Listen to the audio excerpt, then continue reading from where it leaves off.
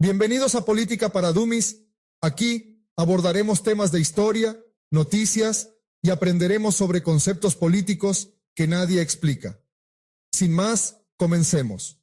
Como El Salvador se convertirá en el país más rico de la región, acompáñame a ver esta interesante historia. Hace 4 años, el sorprendente nombramiento de un nuevo, joven y dinámico presidente de un pequeño país centroamericano trajo esperanza a sus 6 millones de habitantes. Se presentó con las consabidas promesas de reducir la delincuencia, mejorar el nivel de vida y crear empleo. Pero la atención del mundo se centró en el momento en que el presidente Nayib Armando Bukele erradicó la violencia de las bandas y prometió que El Salvador estaba en el buen camino. Y prometió que El Salvador se convertiría en un país tecnológico libre de impuestos como para competir con Singapur y Dubái. Pocos lugares en el mundo son tan peligrosos como El Salvador, un país con poco más de 6 millones de habitantes. Y sin embargo el 10% está implicado en las bandas. Hace apenas 3 años, El Salvador era un estado paralizado. Las guerras entre bandas separaban a las familias, hacían imposible viajar y paralizaban al gobierno. Los casos eran tan frecuentes que las cifras de desaparecidos no se contabilizan en las estadísticas de homicidios, lo que subestima la magnitud de la tragedia.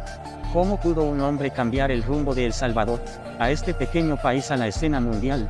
Esta es la historia de cómo este país pobre planea hacerse locamente rico.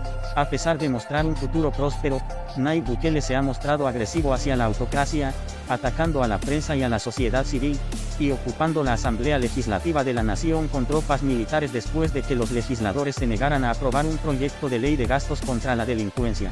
Fue un clásico autogolpe presidencial en el que su ligero autoritarismo se construyó sobre una sensación de frialdad. Incluso se autoproclamó el dictador más cool del mundo, en una biografía de su cuenta de Twitter con 3 millones de seguidores. Su imagen pública está conformada por glamurosas fotos de Instagram en las que luce gafas de sol de aviador y con hombres poderosos. Sin embargo, surge una pregunta evidente conociendo la historia, es, ¿cómo puede un país como El Salvador, cuyo pueblo tuvo una sangrienta y oscura historia con dictadores para instaurar la democracia, puede acabar permitiendo de nuevo la dictadura? En 1979, tras casi 48 años de dictadura militar, El Salvador dio su primer paso hacia la democracia, cuando una junta luchó por una nueva constitución y elecciones libres. Sin embargo, al cabo de un año, el país se vio inmerso en una guerra civil cuando el grupo izquierdista Frente Farabundo Martí para la Liberación Nacional, FMLN, apoyado no solo por Fidel Castro, sino también por la Unión Soviética, inició un levantamiento armado contra el gobierno nacional, considerado aliado de Estados Unidos en el contexto de la Guerra Fría. Esta mortífera guerra civil atrajo la atención internacional y la inversión económica en la campaña militar en todas sus fases. Por ejemplo, se calcula que Estados Unidos envió $6.000 millones en ayuda durante los años de la guerra, gran parte de ella en forma de ayuda humanitaria. Durante los años de guerra, gran parte de ella en forma de ayuda militar directa al Estado y, posiblemente, prolongando la guerra. Pero la guerra se estaba alargando demasiado y proporcionar ayuda militar se hizo insostenible y la presión de la comunidad internacional. Después, la ONU negoció los acuerdos de paz de enero de 1992, firmados por el alto mando del FMLN y miembros del gobierno. Los 12 años de conflicto mataron a unas 75.000 personas, convirtiéndose en una de las guerras civiles más mortíferas después de la Segunda Guerra Mundial. Los acuerdos trajeron a los ciudadanos salvadoreños la esperanza de sustituir la violencia por una paz significativa. Para la ONU, esto supuso una innovación histórica en su papel en las iniciativas de consolidación de la paz y sentó un precedente importante para la promoción internacional de los principios de los derechos humanos y las instituciones democráticas. Sin embargo, durante los 30 años siguientes, el sistema político no fue más que una típica transición de poder presidencial en la que Arena, de derechas, y el FMLN, de izquierdas, dominaron la política salvadoreña. Las décadas de 1990 y 2000 han visto surgir nuevos retos que amenazan no solo la calidad de las reformas, sino también su sostenibilidad. El principal problema al que se enfrenta hoy Salvador comenzó cuando cientos de miles de salvadoreños huyeron a Estados Unidos durante la Guerra Civil. Muchos de ellos se asentaron en Los Ángeles. Fue en el sur de California donde surgieron las dos mayores bandas centroamericanas, la Mara Salvatrucha MS-13 y Barrio 18, se formaron. Tras el final de la Guerra Civil salvadoreña, Estados Unidos empezó a deportar a miles de pandilleros detenidos. Esto trajo las bandas callejeras a El Salvador. Las dos bandas se convirtieron rápidamente en las mayores organizaciones criminales del país. Durante la década de 1990, hubo más muertes violentas que durante la Guerra Civil. En los años posteriores a la firma de los acuerdos de paz, de 1994 a 1997, hubo un mínimo anual de 80 asesinatos por cada 100.000 ciudadanos, situando a El Salvador como el país más violento de la región. Esta nueva violencia también se manifiesta en un fuerte aumento de la delincuencia callejera, las actividades de las bandas y la violencia sexual. Examinando el estado del país 10 años después de los acuerdos, la mayoría de la población es excluida y vulnerable. Sin embargo, El Salvador bajo Arena alcanzó la estabilidad y el crecimiento económico en la década de 1990, siguiendo el modelo económico neoliberal que dependía en gran medida de la exportación-importación mediante la privatización de empresas estatales y, en 2001, la adopción del dólar como moneda nacional. El Tratado de Libre Comercio entre Centroamérica y la República Dominicana se produjo en 2006 y ha contribuido al espectacular aumento del comercio bilateral de Estados Unidos con El Salvador y el comercio en toda la región. Las empresas estadounidenses empezaron a exportar a El Salvador para beneficiarse del 0% de aranceles sobre los bienes de consumo e industriales de Estados Unidos. Sin embargo, las moderadas tasas de crecimiento de El Salvador en la década de 2000 no fueron lo suficientemente altas como para mejorar el nivel de vida de la población salvadoreña debido al recorte del gasto público. Aproximadamente el 47% seguía viviendo en la pobreza en 2010, una cifra ligeramente inferior a la de 2001. Salvador redujo el desempleo rural e infundió a algunos hogares ingresos extra en forma de remesas, pero también ha causado importantes trastornos sociales. Una revisión de los datos por parte del OCDE revela que, en los últimos 60 años, la mitad de la población activa salvadoreña ha estado desempleada. En 2006, la tasa de desempleo era del 43%. Si algo ha contribuido a aliviar la pobreza es la solidaridad de los inmigrantes, que aportan el 18% del PIB a través de su sufrimiento y de las remesas de otros países. Ante una situación social tan grave, cabe hacerse una serie de preguntas, pero la más obvia es, ¿cómo es que los ciudadanos no han reaccionado o exigido de forma efectiva un cambio de prioridades y la transformación de dichas políticas durante casi 20 años? La explicación es evidente. Las políticas neoliberales salvadoreñas han recibido el apoyo incondicional de las diferentes administraciones de Washington. Los organismos internacionales de financiamiento han otorgado a las políticas y decisiones de los últimos 4 gobiernos salvadoreños como parte de la globalización. Antes de que eso pudiera ir más allá, la economía salvadoreña prácticamente se detuvo durante la recesión de 2008. La gente necesitaba un cambio. Así fue como, en 2009, el candidato del FMLN ganó las elecciones presidenciales. Los 2 gobiernos sucesivos del FMLN, de 2009 a 2019, se concentraron en apoyar a los más vulnerables de la población mediante el aumento del gasto en educación y salud. Salud que, combinado con el apoyo gubernamental a los planes de pensiones. Pero esto supuso una mayor presión sobre los presupuestos gubernamentales. En 2017, la deuda pública y los déficits presupuestarios habían alcanzado un nivel insostenible, y se había aprobado una ley que obligaba al gobierno a reducir la deuda pública, y se había aprobado una ley que obligaba al gobierno a elaborar presupuestos con restricciones del déficit. Mientras tanto, la deuda siguió aumentando. Economía actual: El Salvador ha experimentado un crecimiento modesto en las últimas décadas, con un crecimiento anual del PIB superior al 3% entre 2000 y 2022. La pandemia de COVID-19 tuvo un impacto negativo significativo en la vida de las personas y en los ingresos de las familias. Aunque El Salvador se apresuró a adoptar fuertes medidas de contención contra el brote, el gobierno puso en marcha una sólida respuesta fiscal para limitar el impacto de la pandemia en los hogares y las empresas. La economía de El Salvador creció un 10,3% en 2021, tras una caída del 8,2% en 2020 debido a la pandemia de COVID-19, mientras que el crecimiento se moderó al 2,8% en 2022 y se espera que promedie el 2,3% en 2030, una media del 2,3% en 2023. A medio plazo, se prevé que el PIB converja al 2,1% gracias al consumo privado, la inversión pública y el turismo.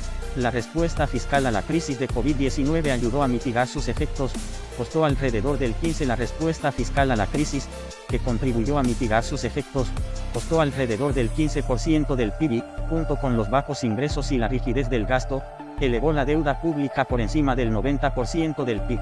La economía de El Salvador se basa predominantemente en los servicios. El Producto Interno Bruto, PIB en 2021 fue de 28.700 millones de dólares estadounidenses, de los cuales el 70% servicios, el 15,1% en la industria manufacturera, el 5,2% en la construcción y el 4,9% en la agricultura. En la agricultura, según el Banco Central de El Salvador, Estados Unidos sigue siendo el principal socio comercial de El Salvador y un mercado muy receptivo para los productos y servicios estadounidenses. En 2021, las exportaciones de mercancías estadounidenses a El Salvador ascendieron a unos 4.100 millones de dólares estadounidenses. Las exportaciones de mercancías de El Salvador a Estados Unidos fueron de 2.500 millones de dólares estadounidenses en 2021, alrededor del 40% de sus exportaciones totales. Hay 193 filiales estadounidenses en El Salvador de 109 empresas matrices estadounidenses, entre ellas Abbott Laboratories, A-Sport, American Airlines, AT&T, Inc., Caterpillar, Citibank, Hayes Brands, Cisco, Delta, FedEx, General Electric, General Motors y decenas de franquicias estadounidenses. El ascenso del dictador más cool Nayib Bukele, de 39 años, creció en San Salvador. Su padre era un empresario musulmán de ascendencia palestina y un hombre de izquierdas, simpatizante del FMLN. El aprendizaje político de Bukele comenzó después de que abandonara la universidad y dirigiera un club nocturno en el centro de San Salvador. Se hizo cargo de la empresa de relaciones públicas de su familia, cuyos principales clientes eran el FMLN y Arena. Cuando Arena perdió el poder en 2009, Bukele planeaba meterse en política. En 2011, Bukele lanzó una candidatura autofinanciada a la alcaldía de Nuevo Cuscatlán, una ciudad a las afueras de la capital. Se presentó como candidato por el FMLN, aunque restó importancia a sus asociaciones con el partido. Su política era de izquierdas, impuestos progresivos y aumento del gasto público, pero evitó del FMLN sobre la revolución. También rechazó los colores característicos del partido, el rojo y el blanco, y utilizó la insignia N y el lema Nuevas Ideas. Bukele, que sentía que su poder crecía, pronto abandonó el FMLN. Volvió a presentarse como candidato a alcalde junto con sus hermanos y amigos, pero esta vez en la capital San Salvador con el mismo lema, Nuevas Ideas. Bukele ganó la alcaldía, lo que le convirtió en una marca reconocible, y tenía más seguidores en Twitter que el presidente del país. Como alcalde, sus proyectos no tenían comparación. Incluso presentó un proyecto de obras públicas de 24 millones de dólares llamado 100% Iluminato para instalar lámparas en cada esquina. Algunos analistas políticos dicen que fue una jugada maestra de relaciones públicas.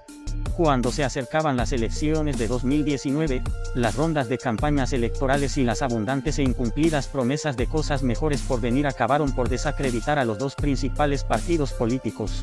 Esto creó una oportunidad abierta para un candidato alternativo, y fue entonces cuando predijo una oportunidad en las elecciones presidenciales de 2019. Habló mucho del pasado, diciendo que su nación fue víctima de la sangrienta guerra por poderes entre Estados Unidos y los partidarios del comunismo. Entre Estados Unidos y los partidarios del comunismo en la década de 1980. Incluso los políticos que robaron las arcas públicas, las bandas que sembraron el terror, las instituciones que nunca funcionaron. Afirma no tener ideología política. Los salvadoreños vieron en ello un notable punto de partida en un país que lleva mucho tiempo dividido ideológicamente. No hace falta explicar por qué ganó las elecciones de 2019 con el voto popular. A principios de 2020, el presidente salvadoreño, Nayib Bukele, exigió un préstamo a Estados Unidos por valor de cantidad de 109 millones de dólares para gastos de aplicación de la ley en el Plan de Control Territorial. La propuesta pretendía aumentar los fondos para la Policía Nacional Civil y reducir la violencia callejera enfrentándose brutalmente a las bandas. Sus partidos de oposición, Arena y FMLN, se negaron a apoyar la solicitud de préstamo de Bukele porque buscaban una mayor claridad sobre el destino de los fondos, a lo que Bukele se negó. Las negociaciones fracasaron, lo que llevó a un estancamiento legislativo a finales de enero de 2020. El 6 de febrero, Bukele invocó el artículo 167 de la Constitución de El Salvador, pidiendo al Consejo de Ministros a convocar a la Asamblea Legislativa el 9 de febrero para convocar una votación sobre el préstamo. En casos de emergencia nacional, el propio artículo prevé la convocatoria de una sesión extraordinaria del Consejo de Ministros de la Asamblea Legislativa. Bukele entró en el Salón Azul de la Asamblea Legislativa el 9 de febrero, acompañado por 40 militares, y se sentó en la silla del presidente de la Asamblea. Tomó la palabra diciendo: está claro quién controla la situación, y vamos a poner la decisión en las manos de Dios. Y se puso a rezar. Dijo además, vamos a dar a estos sinvergüenzas una semana, y si para entonces no han aprobado el plan, los volvemos a convocar. Sobre los políticos que necesitaba para aprobar la solicitud de préstamo. El presidente de la Asamblea, Mario Ponce, declaró tras el incidente, no podemos responder a la rama ejecutiva con una pistola en la cabeza, y llamó al incidente un intento de golpe de Estado. Arena y el FMLN denunciaron el incidente como un intento de autogolpe, donde un líder nacional ilegalmente más control del permitido por las leyes o la Constitución, y pidieron la intervención de la Organización de Estados Americanos. Bukele tuiteó más tarde que si los diputados no se presentaban a votar, el pueblo iniciaría una insurrección para restaurar la Constitución. Insurrección para restablecer el orden constitucional en el país a través del artículo 87.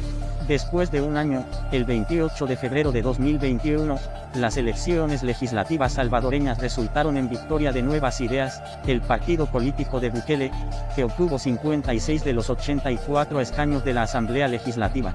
Lo siguiente que ocurrió tras su victoria fue que los 5 principales jueces del Tribunal Supremo y el fiscal general fueron sustituidos porque eran corruptos. Los líderes de la oposición y los órganos jurídicos han calificado la votación de golpe de Estado, autogolpe y amenaza a la democracia.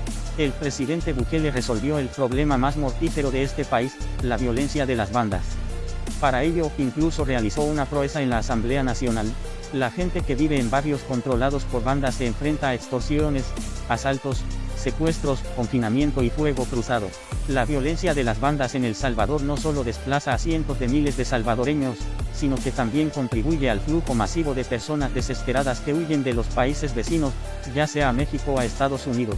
En 2018, los salvadoreños ocuparon el 6º lugar en el mundo entre las solicitudes de asilo, y las personas procedentes del llamado Triángulo Norte de El Salvador, Guatemala y Honduras han constituido durante años la mayor parte de los migrantes detenidos en la frontera suroeste de Estados Unidos.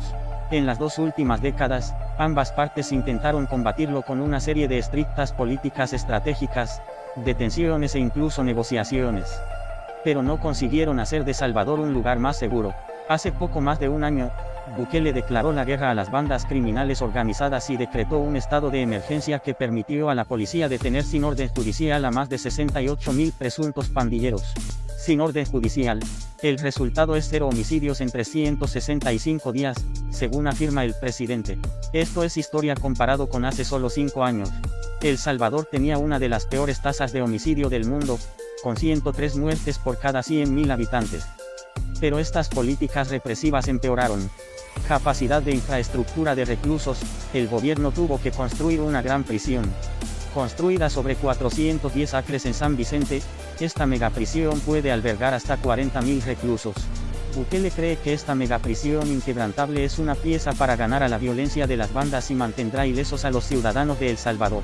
La Oficina de Control de Activos Extranjeros del Departamento del Tesoro de Estados Unidos dijo que supuestamente Bukele negoció una tregua con los líderes pandilleros encarcelados, ofreciéndoles prostitutas y teléfonos móviles en la cárcel como lo hicieron los gobiernos anteriores para garantizar que la violencia se mantuviera baja. Independientemente de la acusación, el presidente Nayib Bukele cumplió su promesa de hacer el país más seguro, algo que nunca había ocurrido en la historia.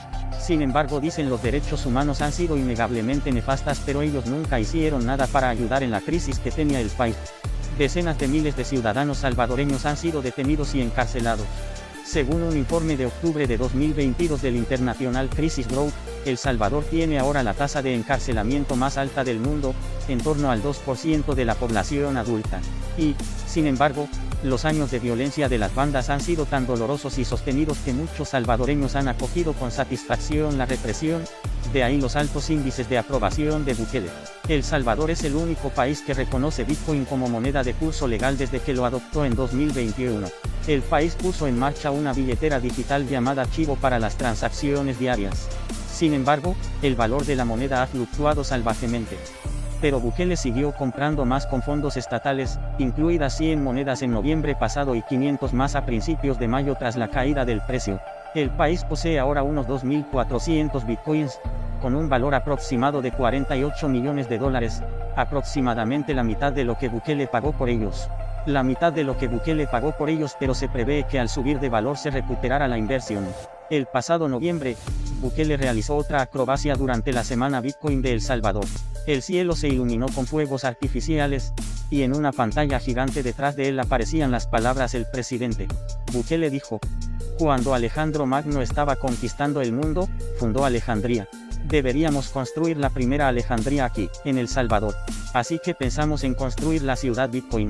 La ciudad Bitcoin estará situada en el Golfo de Fonseca, cerca de un volcán, funcionará con energía geotérmica y se financiará con un nuevo sistema financiero, y financiada por un nuevo instrumento financiero llamado bonos Bitcoin, o bonos volcán. La emisión de estos bonos, según Bukele, recaudaría 1.1 mil millones de dólares. En teoría, la avalancha de inversiones ayudaría a financiar escuelas, hospitales y obras públicas. Pero los analistas siguen rascándose la cabeza. No tiene sentido que El Salvador, un país donde el 70% de la población ni siquiera tiene una cuenta bancaria, y apenas la mitad de sus ciudadanos tiene conexión a Internet, adopte una moneda digital cara y volátil como el Bitcoin. El presidente de El Salvador se hizo íntimo amigo de China. Después de que El Salvador cortara lazos con Taiwán en 2019, China prometió $500 millones en desarrollo proyectos, incluidos $200 millones para apoyar a Surf City. China tiene un gran interés debido a su ubicación geoestratégica. El Salvador une el Pacífico con América Latina. Por ejemplo, hace poco llegó de Singapur un buque metanero reconvertido para crear una terminal de gas y una central eléctrica de GNL en El Salvador, convirtiéndolo en exportador neto de electricidad. Se trata de la mayor inversión privada en infraestructuras jamás realizada en El Salvador. Para China, El Salvador podría ser la puerta de entrada a las Américas. China propuso construir un centro multimodal en la Unión, con un puerto de aguas profundas y un nuevo aeropuerto. Este centro estaría situado en el Golfo de Fonseca, en la intersección de territorio salvadoreño, hondureño y territorio nicaragüense, dando a China acceso a los vecinos de El Salvador. A Estados Unidos le preocupa que este puerto pueda incluir una base militar. Al igual que Singapur, parece que El Salvador intenta equilibrar sus relaciones con China y Estados Unidos. En cuanto a la próspera economía, Bukele quiere hacer de El Salvador el Singapur de América Latina con Bitcoin City. Con este nombre, Bukele está aprovechando una comunidad de criptodivisas ya existente, que ahora ve a El Salvador como un refugio, El Salvador como un paraíso. Tienen una razón para mudarse, más convincente que los bajos impuestos, para vivir con personas de ideas afines que comparten sus valores. Y si un número suficiente de ellos se traslada a El Salvador e invierte allí, tiene la oportunidad de transformar el país y cambiar por completo a los salvadoreños. El país y cambiar por completo los medios de vida de los salvadoreños. Si te gustó el video, dale like y suscríbete para más contenido. Si te gusta este contenido, suscríbete a mi canal para más contenido. Sígueme en TikTok, Spotify y YouTube.